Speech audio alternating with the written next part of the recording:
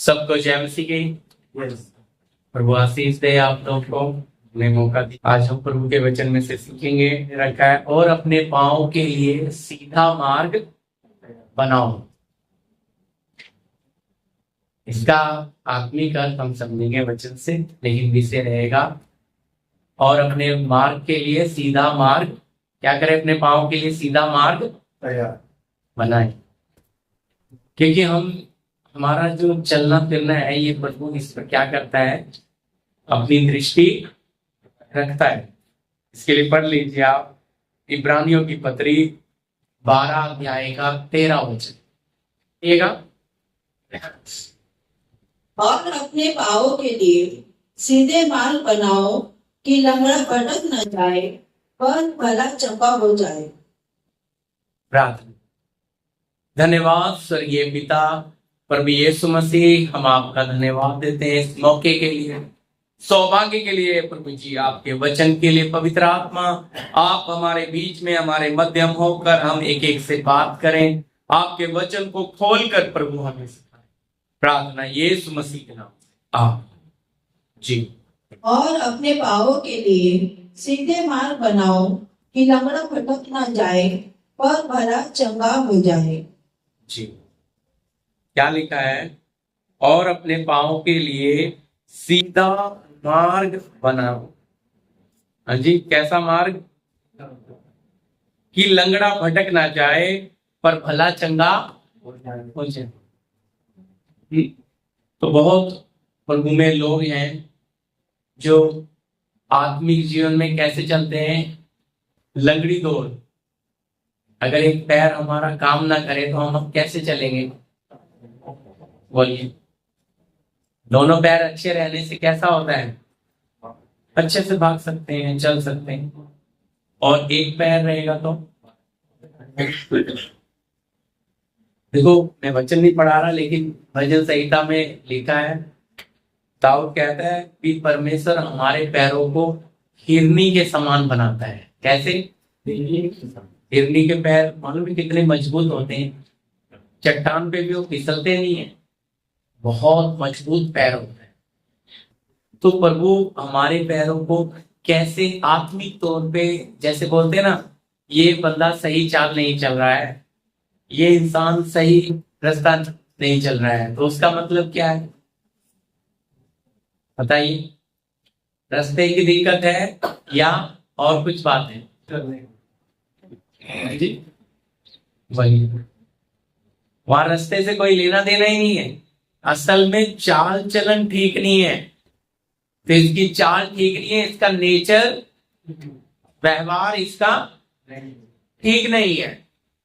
तो इसलिए भाई हम भी प्रभु में हमारे पैर हम जांच कर देखें कि हम आत्मिक जीवन में चल रहे हैं या शारीरिक जीवन में चल रहे हैं। जैसा लिखा है नीति वचन में, पढ़िएगा 4 अध्याय का 26-27।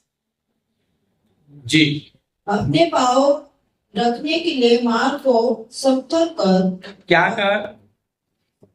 हाँ जी, अपने पाँव को रखने के लिए मार्ग को क्या कर?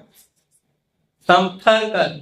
हाँ जी, यानी कि मजबूत, स्थिर या ठोस जगह, जो बोलते ना चट्टान। हमारे लिए दृढ़ कौन सा है? हमारे पैर किस चट्टान पे खड़े होने चाहिए? देखो, आत्मिक तौर पे प्रभु यीशु को चट्टान बोला गया है, जिसको लिखा मूसा जिस चट्टान से पानी पिलाता था वो चट्टान स्वयं मसीह था। तो इस चट्टान पर हमारे क्या होने? पैर मजबूत होने। तो कहेंगे चट्टान पे अगर पैर मजबूत करेंगे चलेंगे कैसे? उस बात का अर्थ समझ। चट्टान पर पैर मजबूत होने का मतलब है, दृढ़ होने का मतलब है हिलना नहीं है, दाएं या बाएं। आगे वचन में पढ़िए जी, पूरा कर दीजिए।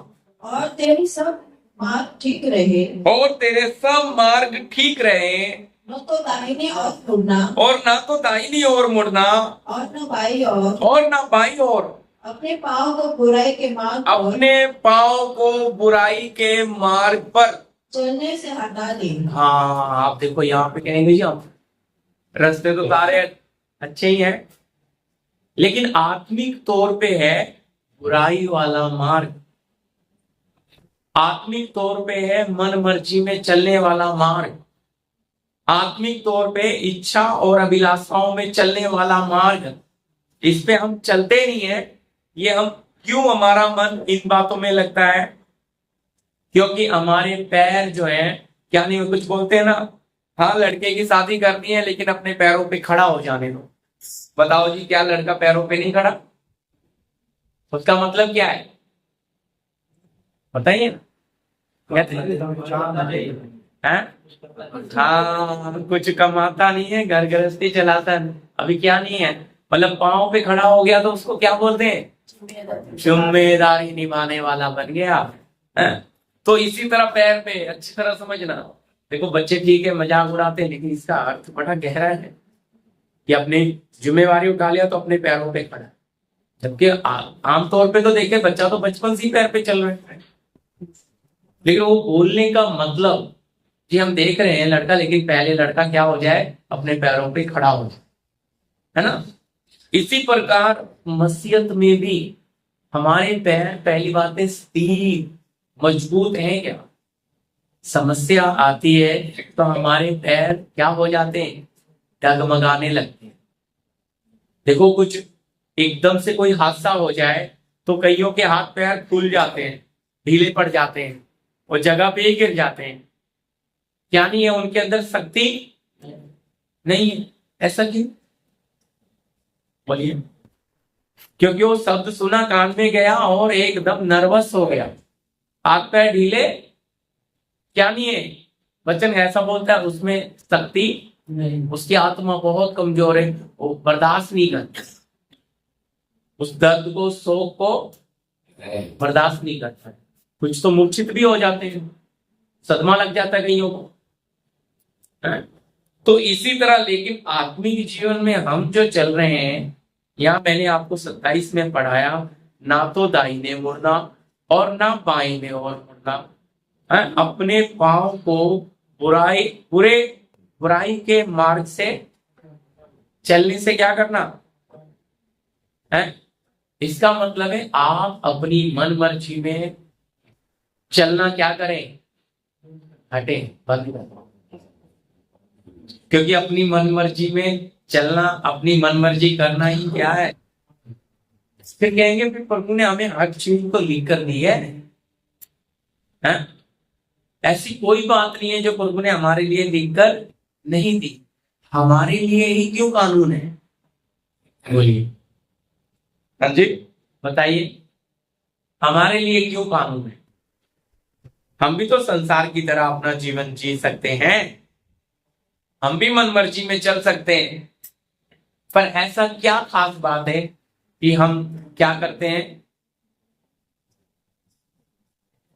हम संसार की बातों को छोड़ते हैं, संसार का इंजॉय हमने छोड़ दिया, संसार का सुख विलास हमने छोड़ दिया।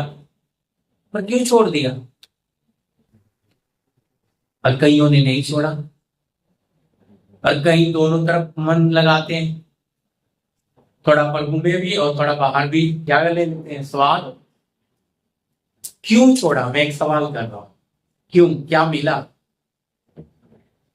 हाँ जी, अनंत काल। जी जी जी, अनंत काल का जीवन।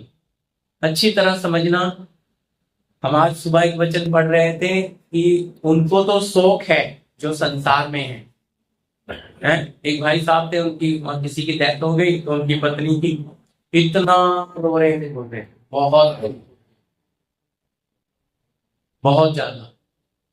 क्योंकि उनको क्या नहीं है, रोते कौन है? जिन्हें कोई आशा। मैंने वचन पढ़ाया भैया, देखो उनको कोई आशा, पर हमें आशा है, हमें आशा है कि हमारे लिए, क्योंकि फिर मैंने पढ़ा है हमारे लिए कौन सी देह, स्वर्गीय देह भी तैयार की गई है। मैंने पहला कुरिन्थी 15 का बताया है, पक्षियों की देह है, पौलुस बोलता है, जंतुओं की देह है, रेंगने वाले पशुओं की देह है, मछली का शरीर और है, मनुष्य का शरीर और है, इसी तरह स्वर्गीय देह भी है। तो हमें पता लग गया कि हमें इस देह को उतार रहे हैं, कपड़ा कैसे बदलते हैं ऐसे। इसलिए हमने इस जीवन को छोड़ के उस जीवन को अपना लिया। वो जब उस जीवन को अपना बना लिया तो इस जीवन की बातों को छोड़, क्योंकि इस जीवन की सारी बातें क्या है, नासवान है। हमने नासवान को छोड़ा तभी तो अविनाशी को पाया। पर अगर नासवान में भी हमारा मन है, नासवान बातों में भी हमारे पैर लगे हुए हैं, नासवान चीजों को पाने के लिए भी हमारा मन है, तो फिर हमने अविनाशी चीजों को जाना ही नहीं है। मेरा ये बताने का मतलब एक ये पैर, हम क्यों उन चीजों में भी हमारा मन लगा है। देखिए उदाहरण के लिए, इसलिए अगर आपके पैर मजबूत होने हैं तो आप कैसा रहना है, वचन क्या बोलता है, होकर भी ऐसे रहना जैसे है ही है? पैर आपके मजबूत होने हैं, आप प्रभु में स्थिर होना है, आपने दृढ़ होना है। तो आप सबसे पहली बात अपनी सारी कमजोरियों को ठीक करें।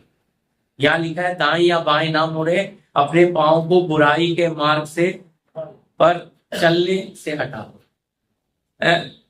अब आपका मन किसी चीज में लग रहा है तो वो अच्छा है या बुरा है ना, आपके लिए ठोकर बनेगा, तो आपका मन वहां से हटाना पड़ेगा आपको, चाहे वो आपका मन बच्चों में ही लग रहा हो है, क्योंकि बाद में वही कमजोरी बनेगी।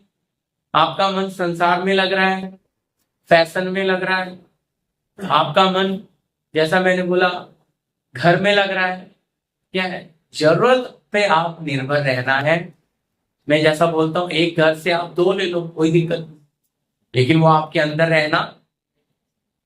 एक बच्चा धन्यवाद, 2 हो जाए तो भी धन्यवाद, लेकिन भाई अंदर रहना नहीं है। क्योंकि अगर आप उसे अंदर ले लोगे तो क्या हो जाएगा, चल पाएंगे जीवन के रास्ते में, नहीं चल पाएंगे आप। परमेश्वर ने अपने मित्र अब्राहम को नहीं छोड़ा, उसके अंदर से 25 साल के बाद बेटा दिया निकाला। चल बोलता है बेटा बाहर निकल, 3 दिन का समय मैं चाहिए कि बेटा। तो अंदर पड़ा हुआ चीज को प्रभु क्या नहीं करेगा, बर्दाश्त। आज इसी जीवन के रास्ते में चलने में दिक्कत क्यों है लोगों को, वो कहते हैं प्रभु बस हमें थोड़ा ये भी लेने दो और थोड़ा ये भी, दोनों तरफ चल। हाँ जी, इसलिए हमारे पैर क्या नहीं होते, देखो पढ़िएगा नीति वचन 16:9 पढ़िएगा। मनुष्य मन में अपने मार्ग पर विचार करता है, हाँ, मनुष्य मन में अपने मार्ग पर विचार करता है, परंतु यहोवा ही उसके पैरों को स्थिर करता है। कौन करता है, मनुष्य अपने मन में क्या करता है जी, मार्ग पर चलने का विचार करता है, लेकिन मजबूत कौन करता है? तो प्रभु कहाँ मजबूत करेगा हमें, अगर हमारा मन संसार वाली बातों में लगा है। ये कैसे पता लगता है कि आपका मन कहाँ लगा है, बताइए कैसे पता लगता है?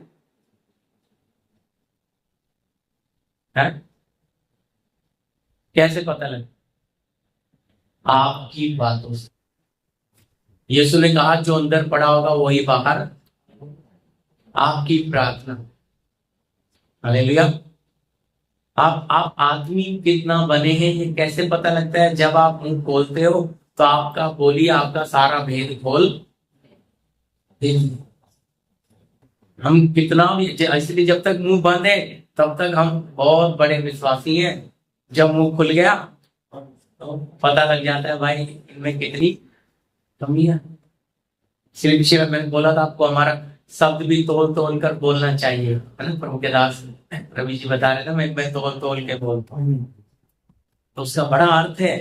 हमारा शब्द जो है एक एक क्या है, कीमती है, लेकिन हम तो बस बिना हड्डी के जवाने कुछ भी, उन बातों में भी हम स्वाद ले लेते हैं जो बातें हमें मुंह पे लानी नहीं चाहिए, फिर भी हम प्रभु के पीछे चल रहे। लेकिन याद रखना, हमारे पैरों को मार्ग में मजबूत कौन करेगा, परमेश्वर। लेकिन उसके ऊपर हमारा विश्वास कितना है? समस्या आ गई तो हमें प्रभु याद आ जाता है, समस्या नहीं है तो हम संतुष्ट होकर चलते रहते हैं। हम ऐसा सोचते हैं कि प्रभु हमारे जीवन से खुश है, और जैसे ही समस्या आ गई हमें पता लग जाता है प्रभु हमसे नाराज। ऐसा विचार है लोगों। लेकिन वचन क्या बोलता है? टूटा और पिसा मनी मेरे बलिदान। तो प्रभु ने तो अपने चुने हुए लोगों के लिए सकरा मार्ग रखा है कि मेरे पीछे चलना है तो आपके लिए जीवन का सकरा मार्ग है, और सकरे मार्ग में हर कदम पे तकलीफ है। अब आपने जब जीवन को अपना लिया तो तकलीफ आपके साथ चलना शुरू हो गई, क्योंकि तकलीफ आपको हर कदम पर चेक करेगी जी कि आप इस रास्ते पर चलने योग्य है या नहीं। आपके कदम डगमगाते क्यों हैं? जब मन में संदेह आता है तो पैर भी डगमगाने। तो इस जीवन के मार्ग में चलने के लिए पैर अगर मजबूत नहीं है तो बहुत कठिन, फिसल जाएंगे आप, रास्ता भटक जाएंगे आप, है? क्योंकि आपके पैर क्या है? हम सबसे पहला वचन पढ़ा था, वापस पढ़िए, इब्रानी 12:13 हमने पढ़ा। और अपने पाँवों के लिए सीधे मार्ग बनाओ कि लंगड़ा भटक न जाए पर भला चंगा हो जाए। क्या है? हाँ जी, अपने, और ऊपर पढ़ दीजिए उसका 12 से पढ़ दीजिए। इसलिए ढीले हाथों और निर्बल घुटनों को सीधे करो। हाँ, और अपने पाँवों के लिए सीधे मार्ग बनाओ। हाँ, ढीले हाथ और निर्मल घुटनों को क्या करें? हाँ जी। मतलब कमजोरियां जो आपके अंदर है, जब कमजोर हो जाता है ना तो घुटने कैसे हो जाते हैं, बुढ़ापा हो जाता है तो उनको बैसाखी देकर चलना है। उनको क्या करें? ये आत्मिक कमजोरी लोगों में पड़ी है। प्रभु के पीछे चल रहे हैं लेकिन उनके अंदर बहुत सी कमजोरियां, और उस कमजोरी के कारण उनके घुटने मजबूत, उनके हाथ मजबूत और उनके पैर भी मजबूत।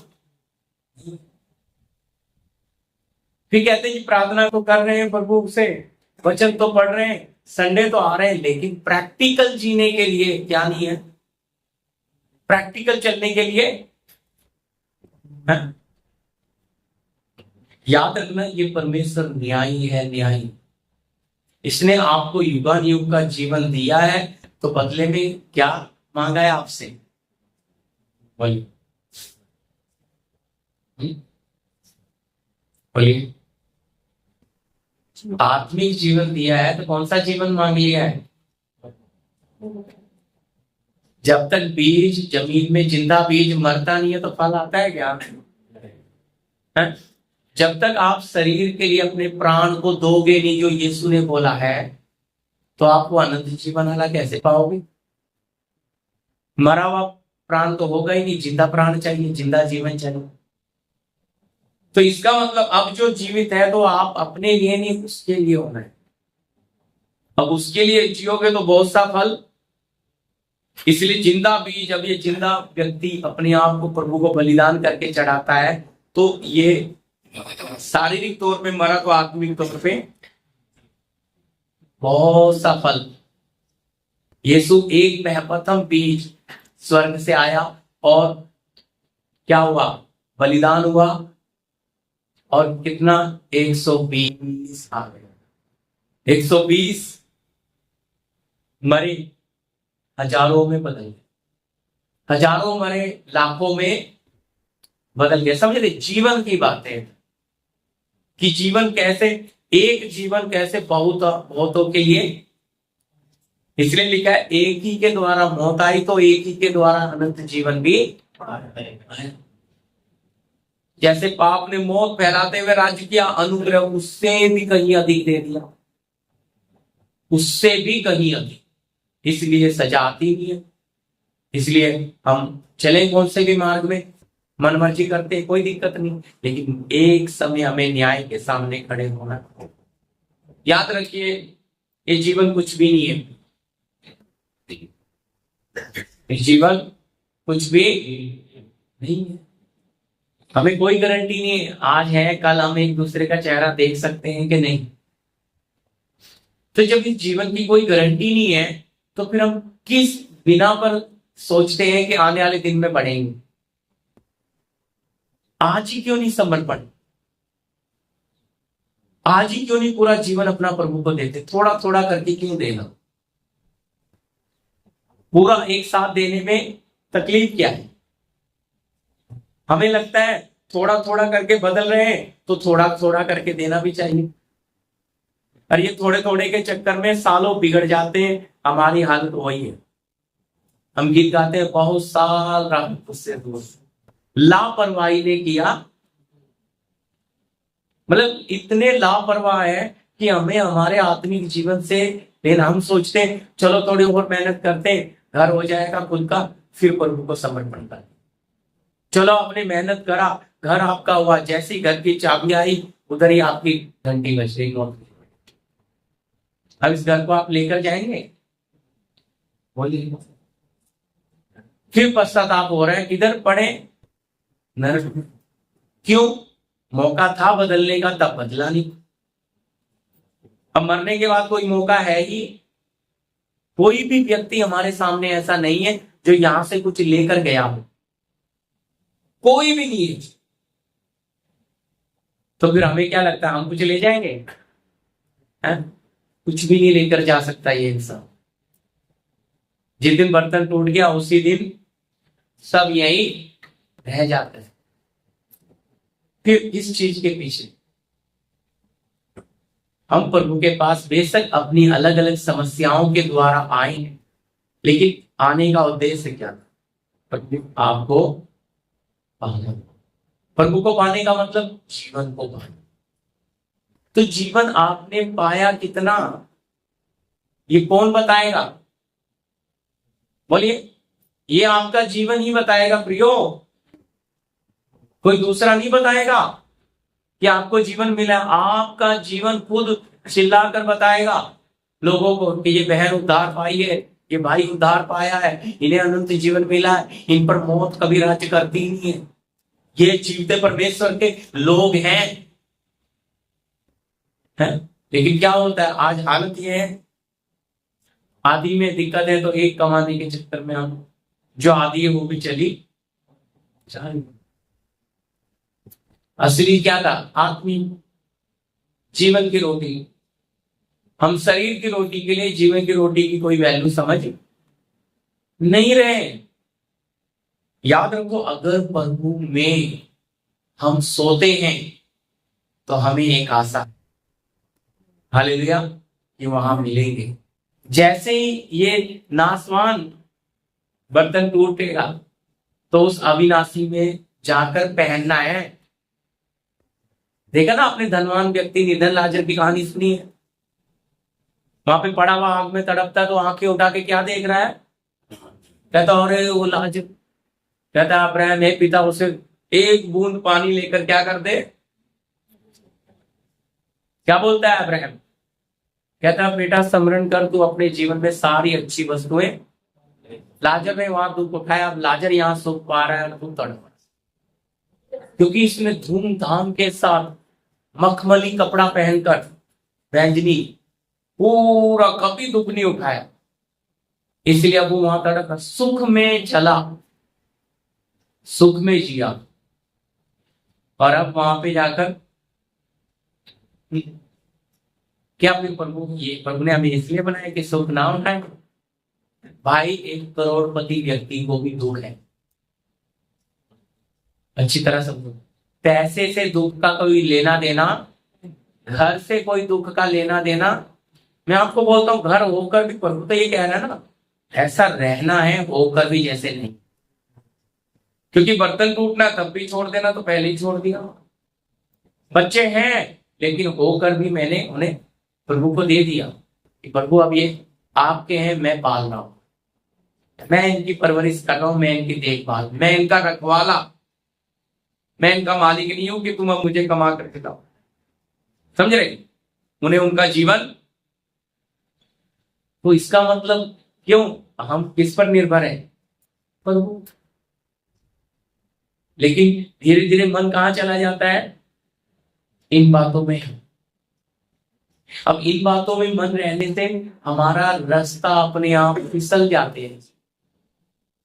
विचार कहाँ जाता है? फायदा दूसरे का बताते हैं, अपना फायदा पहले ही रखते हैं, कट मार के। शब्द समझ लेना, दूसरे के लिए कुछ फायदे की बात ले जा रहे हैं, लेकिन उसमें अपना फायदा पहले ही देख लेते हैं। ये जा रहे हैं तो हमारा भी कुछ फायदा होना चाहिए। बिना फायदे के तो आजकल कोई चलने को तैयार ही नहीं है। लेकिन भाई आत्मिक लोग ऐसे नहीं है। वो बिना स्वार्थ, बिना फायदे के चलने वाले हैं। लेकिन हम कहते हैं ना ना, हमें तो कुछ फायदा होना चाहिए। क्या आपके बनाने वाले को नहीं पता आपके जीवन में क्या चल रहा है? वो कहता है मैं तेरा उठना बैठना लेटना चलना फिरना हर चीज की बराबर क्या करता हूं, छानबीन। क्या उसे नहीं पता हमारे जीवन में क्या चल रहा है? क्या उसे नहीं पता हमारे घर में क्या क्लेश है? क्या उसे नहीं पता हमारे शरीर में क्या तकलीफ है? सब पता है, कुछ कर क्यों नहीं रहा? कुछ कर क्यों नहीं रहा? वो देख रहा है हमारा जीवन। क्योंकि वचन कहता है अपनी शरीरों को परमेश्वर को पवित्र करके क्या करो और चढ़ाओ। तो हम अच्छी चीज खाते हैं, गंदा गिरा हुआ कुछ खाते हैं? कभी छोटी प्लेट में खाना खाते हैं? तो प्रभु को भी अगर हमारा जीवन चाहिए तो कैसा चाहिए? अब मैं गलत रास्ते पे चलने वाला हूं, अगर मैं अपने गलत रास्ते को छोड़ दूं और तौबा करूं, पश्चाताप करूं और सही मार्ग में चल पड़ूं, तो क्या प्रभु मेरा साथ नहीं देगा? फिर जैसा वचन में लिखा, तेरे निकट 1000 तेरे दाहिने 10,000 गिरेंगे पर तुझ पर कोई हानि, तब वचन हमारे जीवन में पूरा होगा।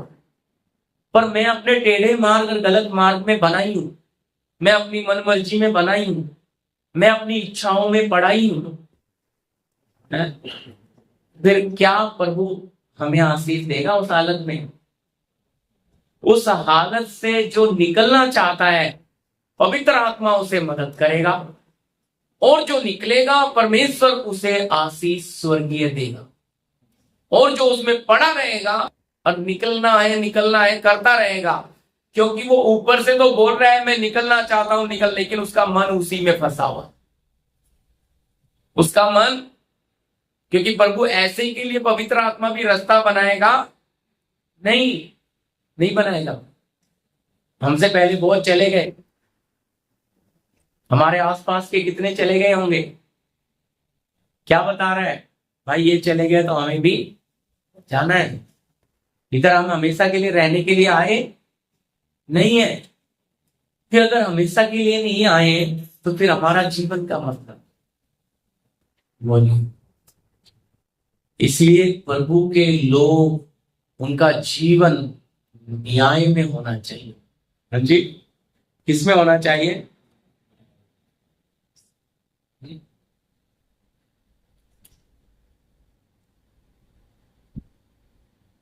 पढ़िए 8-16 का। न्याय के बड़े लाभ से न्याय से थोड़ा ही प्राप्त करना उत्तम है। हाँ, क्या लिखा है? अन्याय के बड़े लाभ से न्याय से थोड़ा ही प्राप्त करना उत्तम है। अब आप बेईमानी करके बहुत कमा के ले आए, उसका फायदा है? बोलिए। लेकिन आपने मेहनत करके सिर्फ अपना पेट भरा, और फायदा है इसमें? बोलिए। क्योंकि अन्याय के साथ क्या भी आ रहा है आपके साथ? परमेश्वर का न्याय भी तो आ रहा है। तुम किसी के साथ अन्याय कर रहे हो तो उसका न्याय तुम्हारे ऊपर आएगा कि नहीं? बोलिए। है वचन कहता है अगर हाबिल का लहू न्याय के लिए पुकारा तो यीशु का लहू कितना खतरनाक है, सोचकर देखिए। वचन कहता है, चिल्ला के कहता है, उसका लहू क्या दे रहा है? दुहाई। अगर हाबिल के लहू ने दुहाई दी तो आपके और मेरे छुटकारे के लिए पवित्र लहू जो बहा है वो कितनी दुहाई दे रहा है कि मैंने तेरे लिए पूरी कीमत दे दी, अपने लहू का आखिरी कतरा तक दे दिया, तो तू मेरे लिए जी नहीं सकता, तू मेरे लिए न्याय में नहीं जी सकता। तेरे सारे काम न्याय के नहीं हो सकते, तेरे सारे मार्ग धर्म के नहीं हो सकते, तेरी सारी चाल सीधी नहीं हो सकती। क्या अभी भी तू टेढ़ा चलेगा? क्या अभी भी तू मनमर्जी करेगा? क्या अभी भी तू अपने पैर गलत मार्ग में लेकर चलेगा? क्योंकि मैंने वहीं से निकालने के लिए क्या दिया है? परमेश्वर ने हमारे लिए कीमत दी है। वचन में क्या हमारे लिए? अगर हमारे लिए कीमत दी है तो इसीलिए तो हमें दाम देकर मोल। और क्या बोलता है? अपनी देह से किसकी महिमा करें? तो अगर हम अपने लिए नुकसान उठाते हैं तो उसका बेनिफिट है कुछ? वचन में लिखा है ना, हाँ जी, तेरे पास 2 कुर्ते हैं और तेरे भाई के पास अगर एक है तो दे दे। और एक बात लिखिए, हाँ जी, पता नहीं वो ऐसा वचन है कि कुछ छीनना चाहेगा तो उसे ये भी दे दे, इस तरह से एक शब्द है। कोई एक मील ले जाए, हाँ हाँ हाँ हाँ, बराबर मनोज भाई बोले ना, वही है। लिखा है अगर कोई तेरे से कुर्ता मांगे तो उसे अपनी नीचे का धोती भी दे दे, ऐसा निकला है। ऐसा क्यों? बोलिए, ऐसा क्यों? ये क्योंकि स्वर्ग के स्वभाव को बताता है। कहेंगे ऐसे तो फिर हम इस रास्ते पे पास्टर जी चल ही नहीं सकते, हम ऐसे कैसे चलेंगे? हम तो अपने हक के लिए मर मिटते हैं। किसके लिए? हक के लिए। हक को कौन छोड़ता है? बोले, आप जब पानी में उतरे, आपने बपतिस्मा ले लिया, आप मर गए। कौन सा? जिसका हक था वो तो दफना दिया। अब यहां जो बैठा कौन है? नई सृष्टि है या वही पुराना है? हैं? तो यहां बैठा मसीह है। अगर समझिए कोई गाली दे रहा है भाई दया शंकर जी को, तो उनको थोड़ी लग रही है भाई मैं तो दफनाई हो ही गई, मैं नहीं हूं। लगता है तो किसी और उनको ढूंढ रहा है।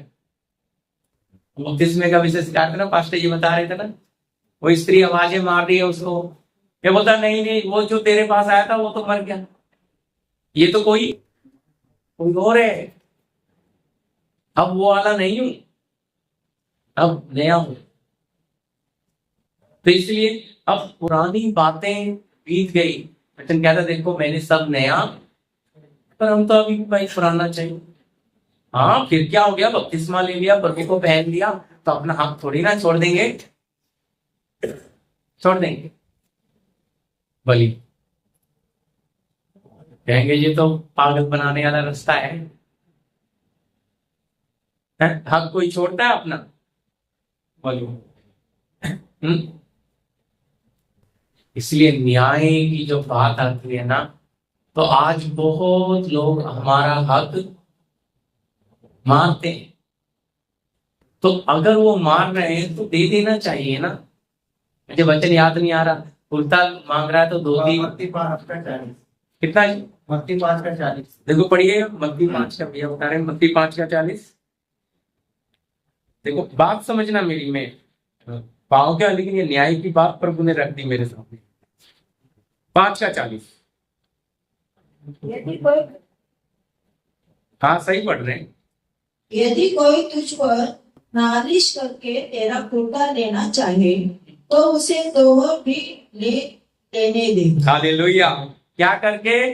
कुछ होते ना बड़े एकदम, और तेरा कुर्ता बहुत अच्छा है, बड़ा मस्का पॉलिश लगा के एकदम मांगना चाह रहा है, तो उसे क्या बोल रहे हैं प्रभु? कुर्ता लेना चाह रहा है तो उसे क्या भी दे दो, धोती भी, धोती बोल सकते हैं ना इसको, हाँ धोती भी दे दो। भाई पागल है क्या? प्रभु हमें पागल है, क्या लेना चाह रहा है? कुर्ता। तो आप बोल रहे कुर्ता तो मत छीनो, पर धोती भी दे दो। ऐसा कैसा न्याय है परमेश्वर का? प्रैक्टिकल करना बहुत कठिन होता है प्रियो, प्रैक्टिकल करना बहुत कठिन होता है। लिखा है संतोष सहित भक्ति बड़ी कमाई है, ना तो इंसान कुछ लेकर आया ना कुछ लेकर है। लेकिन भाई प्रभु के साथ अगर आप जुड़ गए, आपने इन संसार की बातों को, आपकी जरूरत आ जाएगी चलकर, बस काफी है। जब आपको पता लग गया लेकर नहीं जाएंगे, तो उस बात और जो लेकर जाना है उसके लिए हम कुछ भी संघर्ष कर। देखो एक का मतलब वचन कितना साफ कहता है, पढ़ेंगे नहीं। आयु में 14 अध्याय 5 में लिखा है कि तुम्हारे दिन नियुक्त किए गए, ना तो तुम उसमें थोड़ा भी बढ़ा सकते हो ना थोड़ा भी घटा। हमारी आयु को एक समय है। अगर इसलिए वचन में लिखा भाई सो गए, सो क्यों गए? एक समय आएगा ये फिर से जी उठेगा। तो इसलिए हम कभी शोक नहीं करते। लेकिन ऐसा है जो उनका तो परमेश्वर ही मर गया, बुरा नहीं मान लो। क्यों ऐसा? क्योंकि उनके अंदर कभी प्रभु आया ही नहीं। आज बहुत लोग, मैं कह रहा उनके पैर मजबूत नहीं, कहां है? धस गए दलदल में। उनके पैर के नीचे क्या नहीं थी? चट्टान थी ही नहीं। उनके पैर के नीचे यीशु था ही नहीं। अगर वो चट्टान दृढ़ होती तो दिलीप से खड़े रहते, कोई बात नहीं, अपने घर गई है वहीं जाके मिलना। समझे? याद रखिए, आप जब इस रास्ते में चल रहे हैं तो आपका समर्पण बड़ा मतलब है। समर्पण को देख के शैतान थर थराना चाहिए कि मैं भाई आपका घर लूट के ले जाए बुलडोजर, कोई बात नहीं भाई, ले जाने। शैतान बोलेगा इसका तो घर भी खुद नहीं होगा, तेरे बच्चों को कुछ हो जाए, कोई बात नहीं। क्यों? प्रभु हमसे सारी चीजें अर्पण करवा लेता है। परमेश्वर चाहता नहीं कि तुम्हारी कोई कमजोरी इस पृथ्वी पर हो, ताकि शैतान तुम्हें क्या ना करे, न चाहे ना। इसलिए तो प्रभु हमें प्यार करने के कारण हमसे सब चीजें अर्पण करवा लेता है। यहां तक हमारी जान भी, अपना जीवन भी मुझे दे दो, अब ये भी मेरा हो गया, ताकि शैतान छू मेरे बच्चे को, छू मेरी बेटी को। लिखा है तुम्हें छूने वाला उसकी आंख की, मैं नहीं कह रहा, वचन कह रहा है। क्यों सारी चीजें वो मांग रहा है? उसे पता अगर ये देंगे नहीं तो ये उसके फंदे में, अगर ये मुझे दे देंगे तो पालेंगे। इसलिए लिखा है जो अपना प्राण देगा वो उसे पालेगा, जो बचाए रखेगा पक्का खो देगा।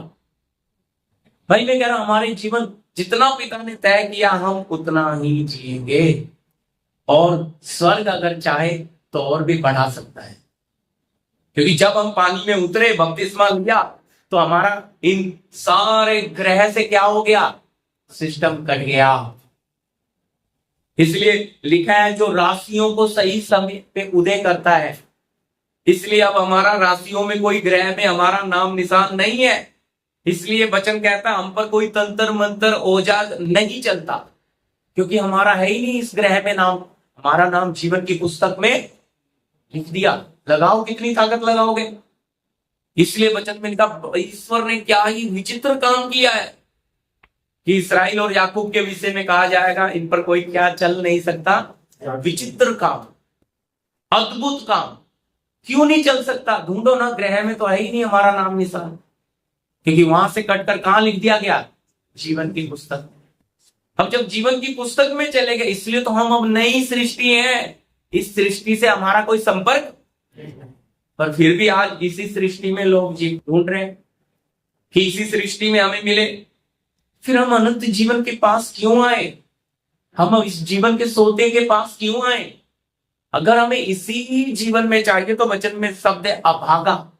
अगर तुम इसी जीवन में चाहते हो प्रभु हमें सब सुख मिल जाए, भाई हमसे बड़ा कोई अभागा, क्योंकि हमें अनंत काल का जीवन मिला, हमने उसे लाख साल के 80 साल के जीवन को अपना लिया, तो हमसे बड़ा कोई अभागा नहीं होगा।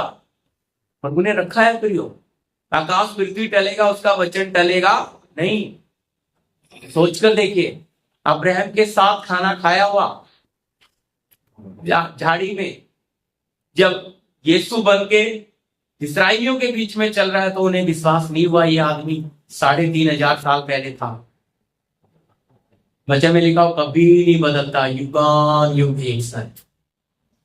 यही कारण है हम यीशु का जन्मदिन नहीं मनाते, क्योंकि यीशु ने उनसे कहा तुम्हारा पिता अब्राहम मेरा दिन देखने की आशा से मगन था और उसने देखा और आनंद। तो यहूदियों ने पत्थर उठा लिए, तू तो 50 साल का भी नहीं और तू बोलता तूने यीशु को, परमेश्वर अब्राहम को देखा। उन्हें विश्वास नहीं, क्योंकि वो किससे देख रहे, शरीर से, पर उसके अंदर आई भी आत्मा को वो देख नहीं पा रहे कि ये आदि है, ये वही है, शून्य बनकर आया। सोचो ना, ऐसा कभी हो सकता है कि आदमी में से बच्चा निकले? परमेश्वर ने आदम में से औरत को निकाला। ऐसा कभी होता है कुंवारी बिना पुरुष के बच्चे को जन्म दे? पर तूने करके दिखाया। असंभव को संभव, जो कोई नहीं कर सकता वो आपका मेरा परमेश्वर कर सकता है। समझे? उसके लिए कोई भी बात असंभव नहीं है। लेकिन बात आती है हमारे अंदर उसे जानने की भूख कितनी, हम उसके पीछे चलने के लिए क्या दे सकते? बोलिए। बहुत लोग ऐसे हैं, कुछ लोग प्रभु में आ गए। उस सुबह एक व्यक्ति भोर में उठा 4 बजे और नाव में बैठ गया और नदी के उस पार जाना शुरू किया। चाबुक बोलते हो चलाते हैं जी, पानी में चल रहा है, चपड़ चपड़ आवाज आ रहा है, लेकिन 4 बजे से 5 बज गए, भोर हो गई, नदी नहीं पा रही, तो देख रहा है रस्सी कहां बंधी है, पेड़ से। यही हालत प्रभु के बहुत लोगों की है। आज वो बहुत जगह पे बंधे पड़े, वो उन्हें लग रहा है, उन्हें फीलिंग हो रहा है कि हम प्रभु में चल रहे हैं, हम प्रार्थना कर रहे हैं, हम संडे को आ रहे हैं, लेकिन उनके आत्मिक जीवन में कुछ भी तब्दीली क्यों नहीं है? वो चापड़ तो चल रहा है लेकिन नाव आगे क्यों नहीं जा रही? बोलिए। क्योंकि रस्सी पेड़ से बंधी हुई है। इसी तरह बहुत लोग इच्छाओं से बंधे पड़े हैं। कहते हैं कि हमने तो प्रभु को जीवन दे दिया, लेकिन फिर भी इच्छाएं इधर ही बंधी, बांध के रखा हुआ है। इसलिए प्रभु का स्वाद नहीं मिल गया। इसलिए डर लगता है, अगर सब छोड़ देंगे तो चलेंगे कैसे? देखो, जब मैं ट्रेन में बैठा तब तक मैं 2 दिन खाते पीते लुधियाने से आया, बोरीवली में गाड़ी ने ब्रेक मारा, तब मैं थोड़ा सा डर गया। और तभी मुझे आवाज आई, मत डर क्योंकि मैं तेरे, मैं किसी को नहीं जानता।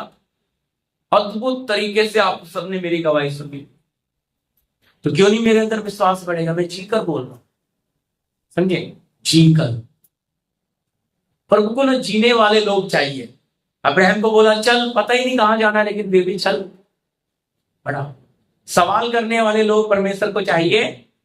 प्रभु कहता है बस मेरा दास तो अंधा होना चाहिए, कुछ देखे बिना कहां बोल रहा हूं, आगे कितना भी समस्याएं हैं। अंधा क्यों बना के चलाता है?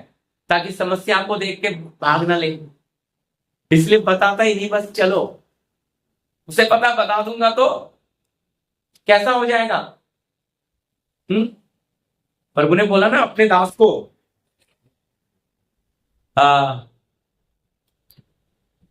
निनवे जाने के लिए वो तर्शीश को भाग लिया, जोना। क्यों? उसे पता है खड़ूस लोग हैं, कितना भी बोलेंगे वो नहीं करेंगे, अगर कर लिया तो प्रभु ना अपना मन बदल दे। मैं तो दोनों तरफ से पीसूंगा, तो इसलिए मैं जाऊंगा ही नहीं। इसलिए भाग के कौन से जहाज में जाकर बैठ गया? तर्शीश जाने वाले। प्रभु ने कान पकड़ के किधर भेजा? मछली उसके लिए तैयार रखी, उसके पेट में बिठा के निनवे में एड्रेस डाल। याद रखना, हमें अगर दिखा देना मैं तुम्हें वहां भेज रहा हूँ आरएसएस वाले लोगों में, ना प्रभु जिंदा चला देंगे, मैं नहीं जाऊंगा। प्रभु कहेगा अच्छा ठीक है, फिर मीठा बना के अंधा बना के लेके जाएगा, फिर उनके बीच में आप फंसा देगा, अब भाग बेटा की तरफ। समझ रहे? गवाह बनाकर लेकर जाता है। समझे? परमेश्वर हमें चाहता है, लेकिन वो ही लोग मौत से नहीं डरते जो वास्तव में मुक्ति पाए हुए हैं। उन्हें पता है आग भी हमें जला नहीं सकती, कोई भी चीज हमें मार नहीं सकती जब तक स्वर्ग से चाबी ना लगे। क्योंकि हम कब मर गए? जब पानी में दफनाई हो गई, हम तो खत्म नहीं हो गए। अब हम जो जी रहे हैं वो मसीह है, इसलिए मसीह को कोई छू सकता है। इसलिए तो लिखा तुम्हें छूने वाला मेरी आंख की पुतली को छूता है। पर हम तो ना प्रभु, क्योंकि हमारा मन बहुत बातों में और न्याय के मामले में प्रभु के लोगों के ऊपर न्याय आएगा। याद रखिए प्रभु का न्याय सच्चा है। अगर हमारा न्याय सच्चा होगा तो हमारा मन प्रभु के मन से जुड़ेगा, हम उसके साथ सहभागिता रखेंगे। अगर हमारा न्याय सच्चा नहीं है तो समझ जाओ फिर हमारा प्रभु के साथ कोई सहभागिता भी रहेगी है? पर यही बोला ना, बोला प्रभु, बोला मैं तेरे पैर, बोलता मेरे पैर मत धोना। चेला बोला, पर बोला अगर मैं तेरे पैर ना धोऊं तो तेरा मेरे साथ कोई सहभागिता ही नहीं। ऐसा है तो प्रभु मुझे नहला दे। बोलता है जो नहा चुका है उसको कोई नहाने की प्रयोजन नहीं है। याद रखिए प्रभु ने जो मार्ग हमें दिया है इस रास्ते पर चलने के लिए हमारे कदम आत्मिक तौर पे मजबूत होने हैं। अगर मजबूत होने तो इन्हें पहले इनमें सुधार करें। अपने जीवन में जो भी बातें हैं गलत उन्हें निकालें, सही मार्ग में चलें। याद रखें अगर आपने किसी का भी कुछ लिया है तो उसको लौटा कर क्या करें, उसके साथ मेल करें। वो तुम्हें माफ ना करे या ना करे पर आप उसे अपने दिल को साफ करें, क्योंकि आपके दिल में कौन रहने वाला है? राजाओं का राजा। पर इन बातों में हम क्या रहते हैं? नहीं भाई, आज तुम्हारे पास समय है कि तुम माफी मांगकर मेल कर सकते हो। कल ये बर्तन टूट गया, फिर कोई मौका नहीं, फिर कोई मौका है। इसलिए जीते जी हमें मौका है कि हम जो भी कमियां नजर आती हैं हम उन्हें सुधार करें, ताकि अपने प्रभु के सिंहासन के सामने हमें खड़े होने को याद हो जाए। जी पढ़िएगा गलतियों की पत्री 6:1। हे भाइयों, यदि कोई मनुष्य किसी अपराध में पकड़ा भी जाए तो तुम जो आत्मिक हो नम्रता के साथ ऐसे को संभालो और अपनी भी चौकसी रखो कि तुम भी परीक्षा में न पड़ो। देखो अभी व्यवहार कैसा होना है। दोष लगाने के लिए तो उसकी 10 गलतियां और भी बता देंगे कि ऐसा है, ये ऐसा है, ये तो ऐसा, इसको तो ऐसा ही होना चाहिए, और उसको माफ करने आना चाहिए।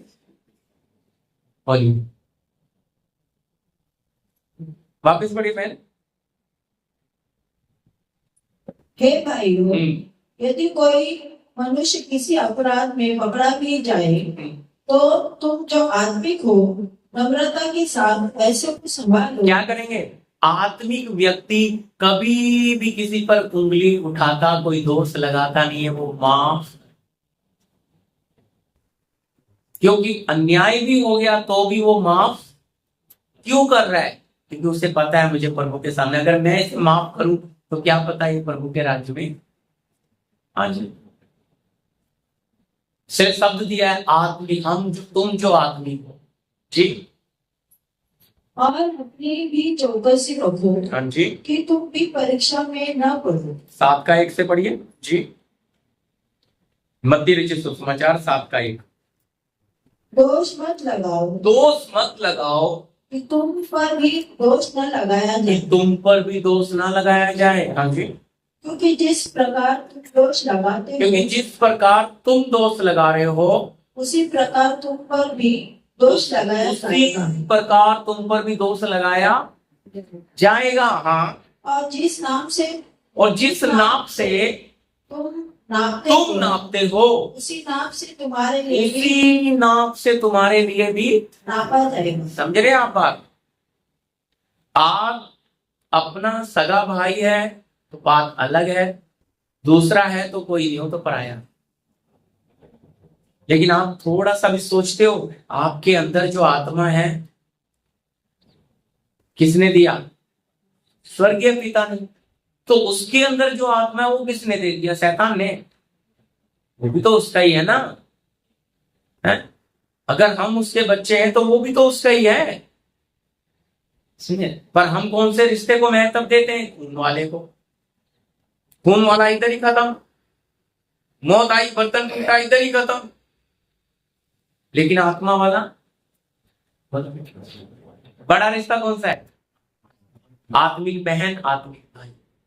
ये बड़ा है या शरीर वाला बड़ा है? आत्मिक। और हम महत्व किसको देते हैं? शरीर वाले को। इसलिए जिस नाप से हम नाप रहे हैं ना, उसी नाप से फिर प्रभु नापेगा हमारे लिए। याद रखो, एक व्यक्ति को आत्मिक जीवन में बढ़ने के लिए हम जितना भी परिश्रम करते हैं, इसका प्रतिफल स्वर्ग हमें पूरा देगा। एक व्यक्ति को आप शरीर में बढ़ाने के लिए मेहनत करते, कुछ नहीं मिलने वाला। समझ रहे? शरीर में उन्नति करने के लिए आपको कुछ क्या है, दुनिया कर रही है, लेकिन आत्मिक जीवन में बढ़ाने के लिए मालूम है सही परिश्रम वही है कि भाई देख, तेरी जरूरत चलकर आएगी, पहले तो किसमें बढ़, प्रभु में बढ़ है, उसकी उपस्थिति को ढूंढ। वचन में लिखा है कि कदाच टटोल कर पाए तो वो तुझसे दूर, है ना? हमने कितनी बार पढ़ा है, पीढ़ी 17-27 पढ़ेंगे। इधर ही है भाई, उपस्थिति आपको अकेले मिलनी शुरू हो जाएगी। लेकिन क्यों नहीं मिल रही? क्योंकि न्याय हमारा तोलना सही नहीं है। मालूम है, पहले टाइम के लोग जो दूध नापते थे ना, उसको थोड़ा टेढ़ा करके रखते थे, पिचका देते थे, ताकि क्या हो जाए, 50 ग्राम, 1 लीटर में 50 ग्राम, तो 50 ग्राम क्या हो जाए। तराजुओं में मिलावट करते थे। इसलिए वचन कितना साफ, जिस नाप से तुम नापोगे उसी नाप से तुम्हारे लिए भी, क्योंकि बेईमानी हो रही है, कोई नहीं देख रहा, लेकिन स्वर्ग देख रहा है। याद रखो, आप किसी को खिला दें लेकिन किसी का खाना, इतना प्रभु क्यों हमसे इतना सफाई चाहता है? कोई उठकर उंगली ना उठाए। देखो, अभी एक व्यक्ति, समझने के लिए आपके सामने भी 5 मिनट लेता हूं। तो एक व्यक्ति आपके सामने आया और आपको शरीर में खूब बड़ा बना, खूब दान लिया, खूब दशमांश लिया, आपसे सारे सुख विलास में जिया, और वो प्रभु में सो गया, प्रभु के राज्य में चला। आप लोग खूब धनी हो गए, आप लोग भी, अगर कोई डेथ हो गया, नरक में चले गए। अब नरक से पड़े आवाज मारते, पर वो क्या बात है, जिसे हमने कमा के दिया, जिसे हमने देखा, वो तो तेरी गोद में बैठा है, और हमने क्या पाप किया? समझ रहे? इसलिए ऐसी कमाई खाने वाला भी जाएगा वहां, उसको भी तुम्हारे साथ ही वहीं पटकेगा प्रभु। लिखा, उनका पेट ही ईश्वर है। वचन में लिखा, नीच कमाई के लिए कुछ भी नहीं करना। प्रभु छोड़ेगा क्या उनको? बोलो। क्योंकि वो खुद तो शारीरिक बने, तो उन्होंने दूसरों को भी शारीरिक बनाया, तो ना तो वो खुद पहुंचेंगे ना दूसरे को पहुंचा, क्योंकि वो शारीरिक बातों में पड़े रहे। भाई क्यों? पैसा है, धन है, करोड़ों का प्रॉपर्टी है, लेकिन क्या नहीं है? वचन का प्रकाश नहीं है। याद रखना, वचन ही चाहिए। वचन में लिखा है, देखो पढ़ लीजिए, मैंने लिखा भी है, आ भी क्या पढ़िएगा। भजन संहिता 119 का 105 वही है। तेरा वचन मेरे पाँव के लिए दीपक और मेरे मार्ग के लिए उजाला है। क्या है लिखा है? परमेश्वर का, तेरा वचन मेरे पाँव के लिए क्या है? दीपक, और मेरे मार्ग के लिए। तो किसमें चलना है? हमारे पैर कब मजबूत होंगे? जब आत्मिक प्रकाश में चलेंगे, जब आत्मिक रोशनी में चलेंगे। और प्रभु का वचन कहां प्रकाश देगा? बोलो, अंधकार में है? बोलो, अंधकार से निकाल कर ज्योति। भाई जहां रोशनी आती है वहां अंधेरा रहता नहीं है। हम अंधकार थे, लेकिन प्रभु उस रास्ते से हमें निकाल लाया, अब कहाँ ले आया? आत्मिक रास्ते में। तो आत्मिक बातों में चलने के लिए उसका वचन हमें देगा प्रकाश, वो बनेगा हमारे लिए दीपक है। तो इसलिए हमारे पैर किसमें? प्रभु में, उसके प्रकाश में क्या होना है? मजबूत स्थिर।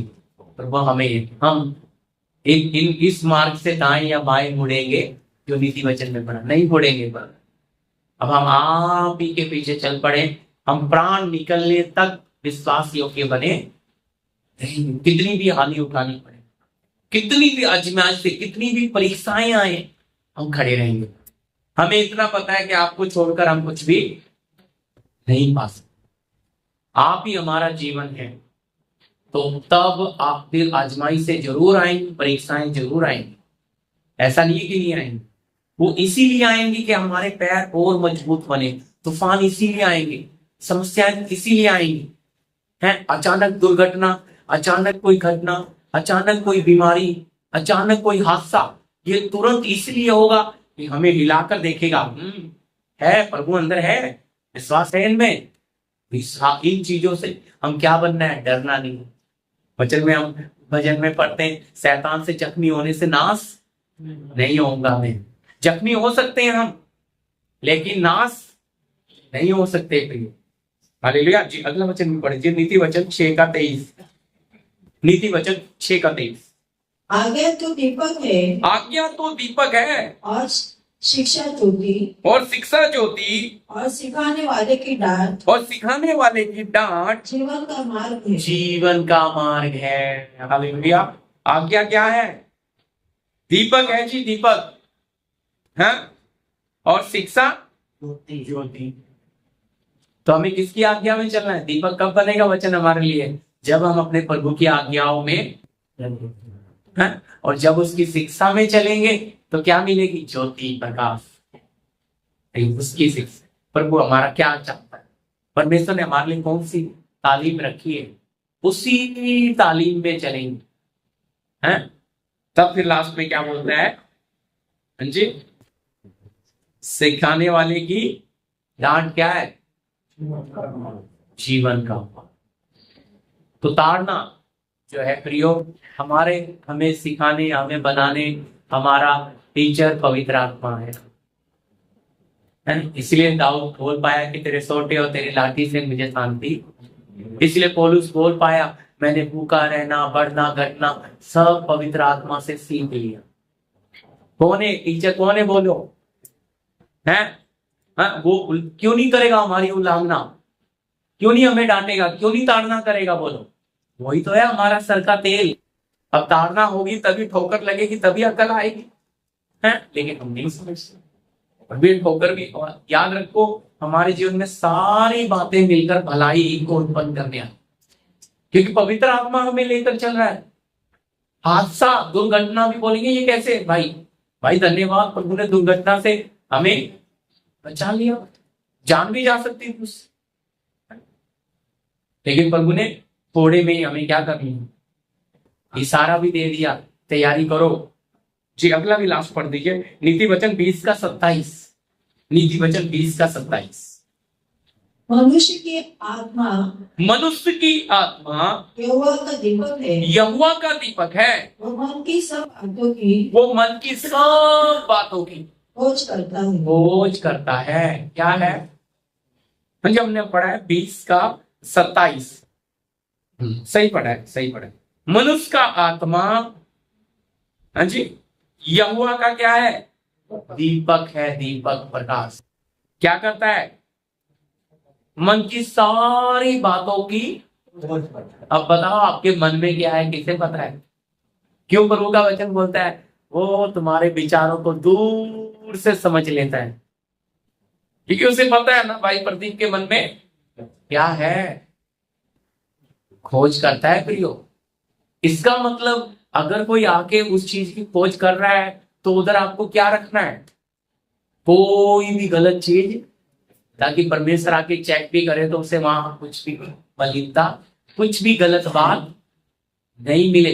तब आपके पैर मजबूत होंगे, तब आप दृढ़ होंगे, तब आपके पैर उस चट्टान पर होंगे कि इसके मन में बाहर की कोई अपना स्वार्थ, अपनी इच्छाएं अपने लिए कहीं भी नहीं है, पूरा का पूरा शून्य बन, तब सर्वशक्तिमान हमें अपने हाथ में लेता है। ठीक है, प्रार्थना करेंगे, वो आप लोग को इस वचनों से आशीष दे। भाई सारी तुम्हारे बीच में लास्ट धन्यवाद देते सर्वशक्तिमान,